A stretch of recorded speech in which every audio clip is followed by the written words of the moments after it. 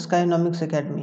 My name is Sunil Kumar Yadav और आज हम लोग 5 ईयर प्लान पढ़ने जा रहे हैं। 5 ईयर प्लान आज हम लोग पढ़ेंगे। इस वीडियो में 2 पार्ट आएगा 5 ईयर प्लान का। पहला 1st to 6th पहले पार्ट में आएगा और दूसरे पार्ट में 7 to 12। तो हम लोग 5 ईयर प्लान को आज डिस्कस करेंगे अच्छे से 1st to 6। तो चलिए देखते हैं। तो सबसे पहले हम लोगों ने डिस्कस करा था प्लानिंग कमीशन कॉन्स्टिट्यूट हुआ था 1951 के आसपास, ठीक है। 1951 में प्लानिंग कमीशन आया था। उसके बाद इसे मर्ज नहीं किया गया था। इसे रिप्लेस करके नीति आयोग बना दिया गया 2014 में, ठीक है। यहाँ तक आप लोगों ने पिछला वीडियो में जिसमें मैंने प्लानिंग कमीशन और नीति आयोग के बारे में बताया था उसमें आप लोगों ने अच्छे से समझा होगा, I hope so. In 2014 Narendra Modi government decided to wind down the Planning Commission. 2014 में ये डिसाइड किया गया बीजेपी की सरकार के द्वारा क्या कि हम लोग क्या करने जा रहे हैं, प्लानिंग कमीशन को वाइंड अप करने जा रहे हैं और एक नया बॉडी बनेगा, उसका नाम क्या है, नीति आयोग। नीति आयोग का कहीं ना कहीं क्या कॉन्स्टिट्यूट कर दिया गया एक नए बॉडी का, जो कि चेयरपर्सन कौन होते हैं, पीएम होते हैं। ये दोनों हम लोगों ने अच्छे से डिस्कस करा था, ठीक है। उसके बाद it is replaced by newly form NITI Aayog, और नीति आयोग से इसे रिप्लेस कर दिया गया, ठीक है। अब 5 ईयर प्लान को देखते हैं। लेकिन एक बात बताओ कि जो 5 ईयर प्लान का हिस्टोरिकल मुझे पता होना चाहिए, है कि नहीं, कि हिस्ट्री पता होना चाहिए कि किस तरीके से नीति आयोग का फॉर्मेशन हुआ, जो हम लोगों ने लास्ट वाली वीडियो में करा था। तो 5 ईयर प्लान और centralised and integrated national economic programme क्या करता था। 5 ईयर प्लान की 5 साल का प्रोग्राम बनाया जाता था, 5 ईयर्स का प्रोग्राम कॉन्स्टिट्यूट किया जाता था और उसे इम्प्लीमेंट किया जाता था सब नीचे बॉटम लेवल पर, ठीक है। लेकिन नीति आयोग ने क्या कर दिया, जस्ट उल्टा काम कर दिया। क्या कि वो नीचे से प्लान पूछता, फिर वो बनाता, प्लान को बनाता, फिर वो कितना फंडिंग चाहिए किसको, वो इम्प्लीमेंटेशन करने के लिए पैसे देता। तो जो 5 ईयर प्लान, जो प्लानिंग कमीशन जो रेगुलेट करता था और जो नीति आयोग करता था या करता है अभी, तो वो उसमें बहुत बड़ा डिफरेंस था। ये बॉटम टू टॉप लेवल, ये bottom to top level approach NITI Aayog का था या है अभी। या अगर प्लानिंग कमीशन की बात की जाए तो ये क्या ऊपर लेवल पर, मतलब क्या अपर लेवल पर, टॉप लेवल पर ये प्लानिंग करता था और नीचे बॉटम लेवल पर ये इम्प्लीमेंट करता था, ठीक है। यहाँ तक आई थिंक सो आप लोगों को क्लियर होगा। तो एक बारी 5 ईयर प्लान का एक हिस्टोरिकल पार्ट जान लेते हैं। जो जोसेफ स्टालिन था वो इम्प्लीमेंट किया गया था। फर्स्ट 5 ईयर प्लान सबसे पहले किया था जोसेफ स्टालिन ने, ठीक है। कहाँ पर, सोवियत यूनियन, जो आज का रशिया है, ठीक है, आज का रशिया है। वो 1928 में कहीं ना कहीं इसका फॉर्मेशन किया गया था और इम्प्लीमेंटेशन किया गया था सोवियत यूनियन में। तो मोस्ट कम्युनिस्ट स्टेट, जो कम्युनिस्ट स्टेट हैं, and several capitalist countries subsequently adopted them, कि बहुत सारे कैपिटलिस्ट कंट्री कौन है, यूएसए। तो यूएसए टाइप के जो भी इकोनॉमी थे उन्होंने 5 ईयर प्लान को एग्जीक्यूट करा था और किस तरीके से उसे सब्सिक्वेंटली किया था वो एक बहुत बड़ा फैक्टर था। India launched it's 5 year plan in 1951। India ने कब करा था, प्लानिंग कमीशन के थ्रू 1951 में प्लान लॉन्च करा था। Immediately after independence under a socialist influence of India, prime minister Jawaharlal Nehru, और इसके चेयरपर्सन कौन थे, जवाहरलाल नेहरू। क्यों, क्योंकि चेयरपर्सन कौन हुआ करते थे, जो तब के पीएम हुआ करते थे, या अभी के जो भी नीति आयोग के हेड होते हैं जो 5 ईयर प्लान को इम्प्लीमेंट करते हैं वो पीएम होते हैं, ठीक है। तो उस वक्त के भी पीएम थे और इस वक्त के भी पीएम हैं। तो कहीं ना कहीं ये बॉडी कॉन्स्टिट्यूट किया गया था। आई होप तो यहाँ तक आप लोगों को एक ओवरव्यू मिल गया होगा कि 5 ईयर प्लान किसने सबसे पहली बारी इम्प्लीमेंट करी थी और आखिर ये होता कैसे था और ये हमारे कंट्री में किसके अध्यक्षता में, मतलब किसके चेयरमैनशिप में सबसे पहली बार 1951 में इम्प्लीमेंट किया गया था, जो कि इम्प्लीमेंटेशन बॉडी या इम्प्लीमेंटिंग बॉडी कौन था, प्लानिंग कमीशन था। चलिए आगे डिस्कस करते हैं फिर फर्स्ट 5 ईयर प्लान के बारे में। फर्स्ट 5 ईयर प्लान जब आया था तो फर्स्ट 5 ईयर प्लान 1951 टू 1956 तो Jawaharlal Nehru presented the first 5 year plan into the Parliament and needed urgent attention. उन्होंने अर्जेंट अटेंशन देने की बात करी क्या पार्लियामेंट में, जब उन्होंने ये इम्प्लीमेंट करा था या ये प्रेजेंट करा था कि 5 ईयर प्लान का मॉडल हम लोग लाने जा रहे हैं। तो ये जो फर्स्ट 5 ईयर प्लान था वो किस पर बेस्ड था, हेरोल्ड डॉमर मॉडल के मॉडिफिकेशन से। क्यों? क्योंकि जो भी मॉडल जो हेरोल्ड डॉमर मॉडल था उसमें थोड़ा सा कुछ मॉडिफिकेशन किया गया और इसे पेश किया गया as in the sense first 5 year plan, कि 5 year plan, first 5 year plan को इम्प्लीमेंट किया गया। और वो किस पर बेस्ड था, हेरोल्ड डॉमर मॉडल के पास। टोटल प्लान बजट क्या था, 2069 करोड़ जो एलोकेट किया गया था, जो बाद में 2378 करोड़ कर दिया गया था वो नीड के अनुसार। क्यों? क्योंकि इसमें नीड प्रॉपर तरीके से इसका एक कहीं ना कहीं एक मैकेनिज्म के थ्रू पूरा एक क्या चलता था कि क्या काम हो रहा है, क्या सही हो रहा है, क्या घट रहा है, क्या नहीं घट रहा है, वो सब सारे को टाइम टू टाइम इसे देखा जाता था और उसके हिसाब से इसका बजट बढ़ाया भी जाता था और कभी घटाया भी जाता था कोई भी प्रोजेक्ट को लेकर। ठीक है, तो एनुअल बजट इसमें क्या रखा गया, देखो इंपॉर्टेंट पॉइंट है, 2.1% एनुअल रखा गया कि क्या ग्रॉस डोमेस्टिक ग्रोथ की टारगेट हमारा क्या रहेगा 2.1% ग्रोथ का, कि एनुअली कि हर साल हमें ग्रोथ कितनी करनी है 2.1%। और अचीव्ड कितना किया गया 3.6% जो था। ठीक है, एंड वेंट अप टू 15%। और हमारा नेट डोमेस्टिक प्रोडक्ट मतलब क्या एनडीपी और जीडीपी में बहुत अंतर है। ठीक है, इसके मतलब इसके बारे में मैं अच्छे से एक लेक्चर बनाऊंगा अच्छे से, जिसमें जीडीपी क्या होता है, एनडीपी क्या होता है, एनएनपी क्या होता है, उसके बारे में हम लोग डिस्कस करेंगे वो नेशनल इनकम के टॉपिक में। ठीक है, तो ये जो नेट डोमेस्टिक प्रोडक्ट था वो 15% बढ़ गया था और 3.6% हमारा जीडीपी अचीव हुआ था, जो 2.1% हम लोगों ने रखा था। इसमें क्रॉप यील्डिंग के बारे में और फोकस किया गया, क्या खास करके इसमें फोकस किस पर किया गया, एग्रीकल्चरल सेक्टर पर, कि किस तरीके से एग्रीकल्चर सेक्टर को बढ़ाया जाए। क्योंकि एग्रीकल्चर सेक्टर एक ऐसा सेक्टर था जिस पर हम लोगों ने अच्छे से काम नहीं करा था, क्योंकि हम लोग भूखमरी से मर रहे थे। तो भूखमरी से कहीं ना कहीं हमारा जो कंट्री था वो पुअर कंट्री था। और पुअर कंट्री को कहीं ना कहीं डेवलप करने के लिए खास करके सबसे पहले प्राइमरी सेक्टर पर एक ज़रूरी कदम उठाना चाहिए था गवर्नमेंट को, जो उठाया भी था उस वक्त गवर्नमेंट ने, और वो एक फर्स्ट 5 ईयर प्लान के रूप में सामने आया था। ठीक है, national income increase more than per capita income due to the rapid population growth. और रैपिड पॉपुलेशन ग्रोथ की वजह से भी कहीं ना कहीं नेशनल इनकम में ग्रोथ हुई थी। Many irrigation project initiated during this period and Bhakra, Hirakud, Mettur dam और दामोदर वैली डैम ये कॉन्स्टिट्यूट किया गया था, मतलब सेटअप किया गया था ये सब प्रोजेक्ट, ताकि जो हमारा इरिगेशन फैसिलिटी में काम आए। क्योंकि आपके पास डैम नहीं रहेगा तो आप इरिगेट कैसे करोगे खेतों को, तो ये एक बहुत बड़ा फैक्टर था। At the end of the plan period of 1956, 5 Indian institute of technology IITs खोले गए। अब IITs खोलने की वजह से क्या हो गया कि हमारे कंट्रीज़ में कहीं ना कहीं टेक्नोलॉजी पर भी एक फोकस किया गया कि किस तरीके से हम लोग टेक्नोलॉजी को डेवलपमेंट में ला सकते हैं, या किस तरीके से हम लोग एक IT हब बन सकते हैं, जो आज हम लोग हैं। IT हब है इंडिया आज का। ठीक है, तो कहीं ना कहीं उसकी शुरुआत फर्स्ट 5 ईयर प्लान 1951 टू 1956 में ही कर दिया गया था। और वो कौन से ईयर में, 1956 में 5 IITs को सेटअप करके। ठीक है, और टेक्निकल इंस्टीट्यूट और university grant commission UGC university का भी कहीं ना कहीं एक मेन बॉडी जो पूरे यूनिवर्सिटी के पूरे हायर एजुकेशन को देख सके, उसकी भी सेटअप की गई थी। मतलब हायर एजुकेशन को कौन देखेगा, कैसे देखेगा, उसका भी कहीं ना कहीं एक खाका तैयार करके दिया गया था।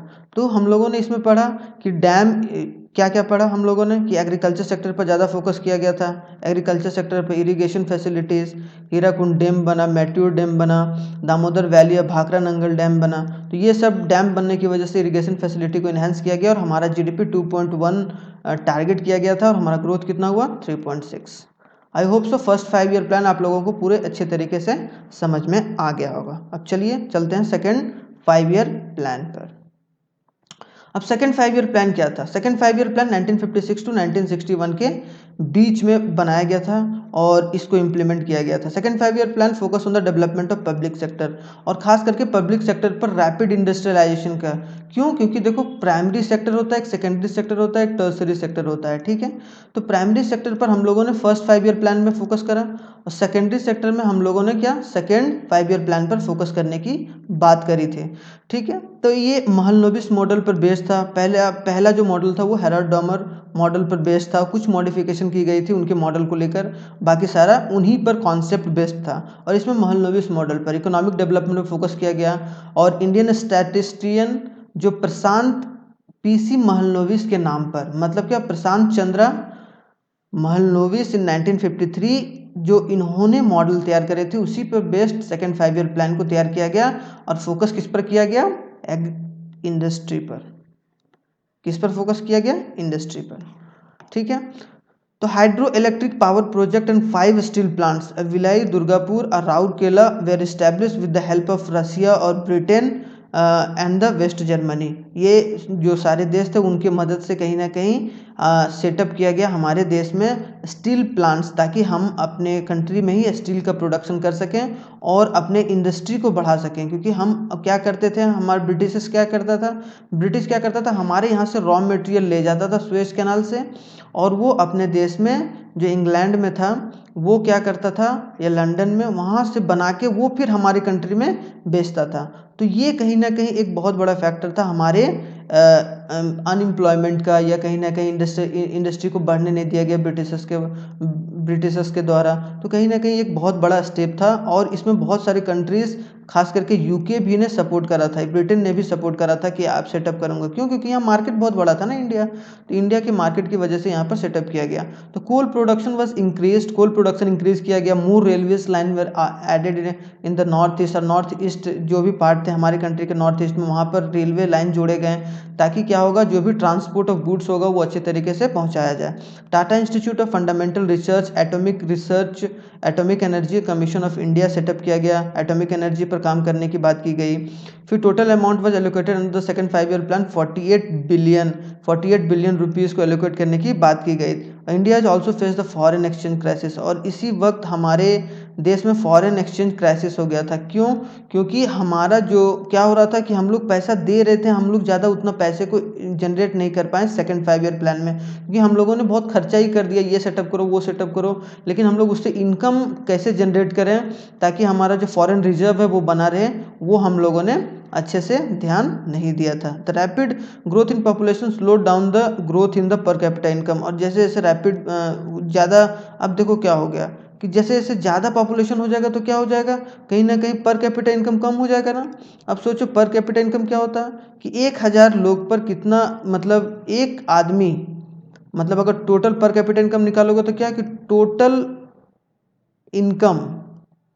Total income divided by total population, तो total income by total population. तो अब जैसे जैसे अब इनकम बढ़ ही नहीं रहा है और पॉपुलेशन बढ़ते चला जा रहा है तो हमारा पर कैपिटा इनकम नीचे चला जाएगा ना। तो ये एक बहुत बड़ा फैक्टर था। टारगेट रखा गया 4.5 और एक्चुअल ग्रोथ कितना हुआ था 4.27। तो ये भी आई थिंक सो आप लोग समझ गए होंगे अच्छे से सेकेंड 5 ईयर प्लान। चलिए अब थर्ड 5 ईयर प्लान पर एक बार फोकस करते हैं। थर्ड 5 ईयर प्लान क्या था? The third 5 year plan stressed agricultures and improvement of the production of wheat. किस पर फोकस किया गया कि जो भी एग्रीकल्चर का सेक्टर में जो भी हमारा गड़बड़ी हो गई थी, जो हम लोगों ने क्या करा कि हम लोग तुरंत शिफ्ट मार दिए एग्रीकल्चर पे किए। फिर एग्रीकल्चर थोड़ा सुधरा तो हम लोग क्या सोच रहे कि बहुत अच्छा हो गया भाई, अब चलो इंडस्ट्री पे शिफ्ट मारते हैं। हम लोगों को साथ साथ बुद्धा वाला पार्क लेके चलना चाहिए था। बुद्धा वाला पार्क बोल दिए, सॉरी, ये बुद्धा मतलब बुद्धा के पाथ पर चलना चाहिए, ठीक है। अब बुद्धा के पार्क पर चलोगे, बुद्धा के पाथ पर चलोगे तो वो कहीं ना कहीं एक मीडियम पाथ लेके चलना चाहिए था। हम लोगों को एग्रीकल्चर पे फोकस करना चाहिए था, इंडस्ट्री पर भी फोकस करना चाहिए था। बट इन अ ब्रीफ सीनो, मतलब क्या, सीनो Indian war of 1962 exposed the weakness of economy and shifted focus towards the defense industry and the Indian Army. Indian Army 1960 1962 में जो चाइना के साथ हमारा वॉर हो गया, उस वजह से कहीं ना कहीं हम लोग एक्सपोज हो गए। क्यों? क्योंकि हमारे पास हम लोग हार गए थे। और एक बहुत बड़ा फैक्टर जो था वो हम लोग क्या कि डिफेंस सेक्टर पर फोकस नहीं कर रहे थे। हम लोग अपनी टेरिटरी को बचाने के लिए कोई ऐसा खास इंतजाम नहीं करके रखे थे। हम लोग आर्मी पर फोकस नहीं कर रहे थे, हम लोग कंट्री के बाउंड्री पर फोकस नहीं कर रहे थे। उस वजह से कहीं ना कहीं डैमेज क्रिएट हुआ जो सीनो इंडियन वॉर की वजह से 1962। फिर 1965 टू 1966 में India fought a war with Pakistan, Pakistan के साथ हमारा युद्ध हो गया था। And when also a severe drought, और फिर क्या सुखाड़ आ गया था 1965 में। देखो सब साथ साथ में 1962 में हम लोगों ने क्या करा, चाइना के साथ वॉर करा। फिर 1965 से 1966 में क्या हो गया कि हम लोग पाकिस्तान से भी लड़े और साथ ही साथ सुखाड़ भी आ गया 1966 में। तो चारों तरफ से हम लोग फंस गए। क्यों? इधर से रेवेन्यू जनरेट नहीं हो रहा, जो थोड़ा बहुत एग्रीकल्चर बढ़ा था वो भी हम लोगों ने खो दिया इस ड्रॉट में। Many cement and fertiliser plants were also built, fertilisers कैसे अपने देश में बनाया जाए, सीमेंट कैसे बनाया जाए। Many primary school were set up in rural areas, कि रूरल एरियाज में क्या किया गया, प्राइमरी स्कूल को, क्योंकि एजुकेशन और हेल्थ पर फोकस करने की बात की गई साथ ही साथ। तो ये एक बहुत बड़ा फैक्टर था। Panchayat election were started, panchayat election start किया गया था। Rupees value devalued first time in 1996, और रुपीज़ का वैल्यू हमारा क्या हो गया, वैल्यू कम हो गया। वैल्यू कम होने का मतलब अगर मान लो कि $1, मतलब $1 में अगर 30 रुपया मिल रहा है किसी को, ठीक है, तो अगर आने वाले समय में $1 पर अगर 35 रुपया हो जाए तो क्या हो जाएगा, ये हमारा वैल्यू डिवैल्यू हो गया। मतलब हमारा रुपीज़ का वैल्यू क्या हो गया, डिवैल्यू। क्योंकि पहले $1 अगर हमारे देश में आता था तो हमें 30 रुपया देना पड़ता था, लेकिन अब $1 आता है तो हमें 35 रुपया देना पड़ता है, ठीक है। और ये थर्ड 5 ईयर प्लान किस मॉडल पर बेस्ड था, गडगिल योजना पर बेस्ड था। और it was based on a John Sandy and Sukhamoy Chakravarty model. और साथ ही साथ थोड़ा सा मॉडल का तरीका सुखमोई और जॉन सैंडी के मॉडल से भी लिया गया था 5 ईयर प्लान को, जो थर्ड 5 ईयर प्लान था। इसमें टारगेट रखा गया 5.6 और 2.4 ग्रोथ हुआ, मतलब क्या, इसका हाफ हुआ।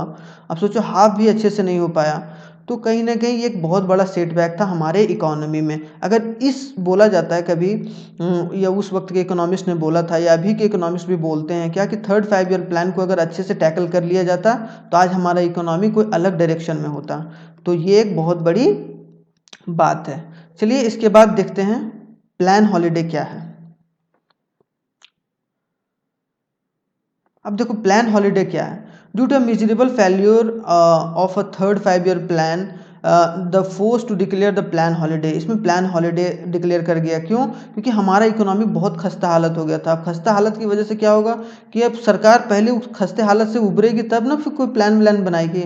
नहीं तो क्या हो जाता कि फिर कहीं ना कहीं जो पूरा एक इकोसिस्टम था वो पूरा गड़बड़ हो गया था। पहले इकोसिस्टम को ठीक करो, उसके बाद तो तुम प्लान बनाओगे कि यहाँ अगर तुम्हारी कोई एक ट्रक है, ठीक है, ये गाड़ी है, अगर ये गाड़ी है तो गाड़ी की एक ये हवा निकल गई, ये हवा निकल गई, तो पहले ये ठीक करोगे तब ना कुछ सोचोगे कि मुझे यहाँ सामान लेके जाना है, यहाँ सामान लेके जाना है कि नहीं। तो इसीलिए ये प्लान हॉलिडे रखा गया 1966 टू 1969 को। मतलब कहीं ना कहीं 3 साल इसे प्लान हॉलिडे किया गया। During 1996 to 1967 there is again a problem out डॉट, और लगातार 2 साल मतलब 1966 और 1967 दोनों साल क्या गया था, सुखाड़ा गया था। उस वजह से और भी खस्ता हालत हो गया था हमारी इकोनॉमी का। Equal priority was given to the agriculture with allied activities. Allied activities क्या होता है, जो भी मुर्गी पालन करते हैं या जितने भी हॉर्टिकल्चर्स होते हैं, जो एग्रीकल्चर के साथ मतलब लैंड के साथ जो भी बिजनेसेस आते हैं उनको, उन पर ध्यान दिया गया। एंड इंडस्ट्रियल सेक्टर, मतलब क्या, हम लोगों को समझ में आया प्लान हॉलिडे में कि हम लोग एग्रीकल्चर मतलब क्या, प्राइमरी सेक्टर को और सेकेंडरी सेक्टर को साथ में लेकर चलना चाहिए। तो इस वक्त थोड़ा बहुत किया गया, लेकिन the government of India declare devaluation of rupees to increase the export of our country. और हमारा क्या किया गया कि हमारा डिक्लेयर किया, क्या कर दिया गया कि हमारा जो रुपीज़ का वैल्यू है वो डिवैल्यू हो गया। और इस वजह से क्यों, क्योंकि हमें क्या करना था, एक्सपोर्ट ऑफ द कंट्री को इंक्रीज करना था। The main reason of plan holiday war की वजह से दोनों वॉर लड़ना पड़ा, चाइना के साथ भी और पाकिस्तान के भी साथ। तो इससे क्या होता है, वॉर में बहुत खर्चा होता है, इसीलिए आजकल कोई लड़ाई नहीं करना चाहता है। लड़ाई करने से दोनों पक्ष का नुकसान होता है, हमारे पक्ष का भी, क्यों, क्योंकि हम लोग का रिसोर्स जाता है वहाँ ना। अब सोचो जो आम जनता खाता होगा उससे ज़्यादा हमें वहाँ फीड करना पड़ रहा है, उससे मतलब आर्मी को जो भी चाहिए, आर्म्स चाहिए, उसके लिए भी मैन्युफैक्चर करने के लिए, वो पैसा तो इस्तेमाल हो सकता है ना हेल्थ और एजुकेशन पर। लेकिन उस वक्त में क्या हो गया था, लैक ऑफ रिसोर्स हो गया था और इंक्रीज इन इन्फ्लेशन और महंगाई भी बढ़ गई थी। इस वजह से ये प्लान हॉलीडे को डिक्लेयर किया गया था उस समय की सरकार से। आई होप सो प्लान हॉलीडे भी समझ में आ गया होगा, first second third and plan holiday. चलिए अब फोर्थ पर चलते हैं एक बारी फटाक से। अब फोर्थ क्या था, at the time of Indira Gandhi. अब देखो इंदिरा गांधी जी की एंट्री हो चुकी है, जो इमरजेंसी की पीरियड था, तो इसी में कहीं ना कहीं हम लोग समझेंगे थोड़ा सा कि किस तरीके से उसे किया गया था। चलिए, at this time Indira Gandhi was the prime minister. Prime minister कौन थी, Indira Gandhi ji. Indira Gandhi ji government nationalised 14 major Indian banks and green revolution advance agriculture. मतलब क्या कि ग्रीन रेवोल्यूशन को मतलब चलाया गया कि किस तरीके से हमें वीट पर खास करके और राइस के प्रोडक्शन पर फोकस करना चाहिए ताकि हमारी भूखमरी मिट सके। तो कहीं ना कहीं इस पर ज़्यादा फोकस किया गया, ग्रीन रेवोल्यूशन किया गया और एग्रीकल्चर सेक्टर को लेकर, और साथ ही साथ 14 मेजर बैंक को नेशनलाइज किया गया। नेशनलाइज मतलब सरकार के अधीन लाया गया ताकि सरकार उसका देख रेख कर सके और सरकार अपने हिसाब से उस बैंक को रेगुलेट कर सके, ना कि कंट्रोल कर सके। ठीक है, the target growth rate was 5.6%, 5.6% रखा गया, लेकिन एक्चुअल ग्रोथ रेट कितना हुआ, 3.3%।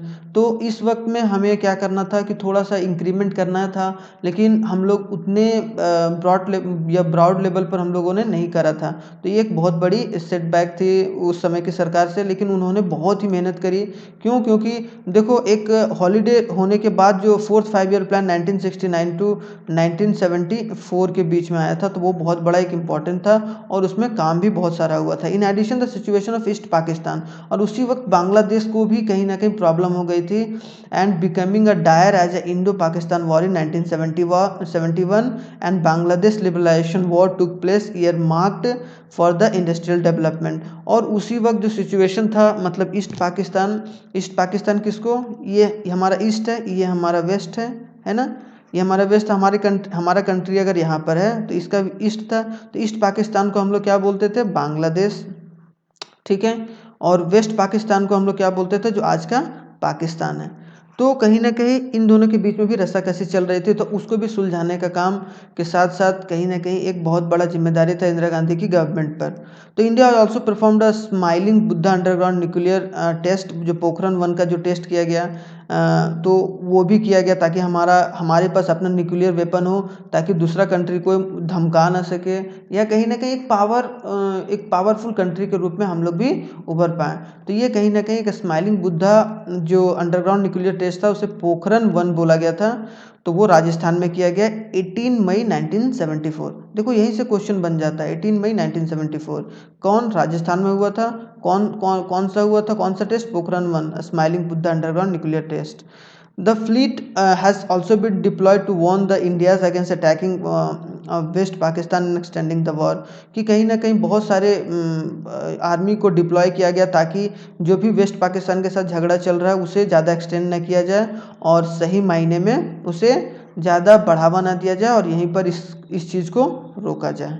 तो इस वजह से भी सरकार की खर्चा हुई। क्यों, क्योंकि वहाँ डिप्लॉय करना में सही तरीके से वहाँ पर खाना पहुँचाना सही, क्योंकि आप आर्मी को डिप्लॉय कर रहे हो तो सही तरीके से सारा पूरा एक इकोसिस्टम आपको देना होगा तैयार करके, नहीं दोगे तो they can't afford that particular situation. तो उस सिचुएशन को भी ग्रैब करने के लिए सरकार की मदद चाहिए ही चाहिए। ठीक है, आई होप सो फोर्थ 5 ईयर प्लान भी आपका क्लियर होगा। चलिए अब आते हैं फिफ्थ 5 ईयर प्लान पर। फिफ्थ 5 ईयर प्लान क्या था, the target of growth rate was 4.4% रखा गया, लेकिन एक्चुअल ग्रोथ 4.8। तो जो मेहनत फोर्थ 5 ईयर प्लान में किया गया उसका रंग किस में दिखा, फिफ्थ 5 ईयर प्लान में, जो कि कहीं ना कहीं एक इंक्रीज हुआ हमारे ग्रोथ रेट में। Fifth 5 year plan laid stress on employment पर ध्यान दिया गया, कैसे बेरोजगारी को दूर किया जाए, गरीबी को कैसे दूर किया जाए। इसी में जो इंदिरा गांधी जी ने गरीबी हटाओ का आंदोलन दिया था, या आंदोलन किया था, इन्होंने इनका नारा दिया था गरीबी हटाओ आंदोलन, इंदिरा गांधी के द्वारा दिया गया था। ये भी क्वेश्चन आ सकता है। ठीक है, तो ये एक बहुत बड़ा एक रोल था, और साथ ही साथ जस्टिस कैसे मिले लोगों को वो भी, मतलब कहीं ना कहीं लॉ, रूल्स एंड रेगुलेशन पर भी ध्यान दिया गया।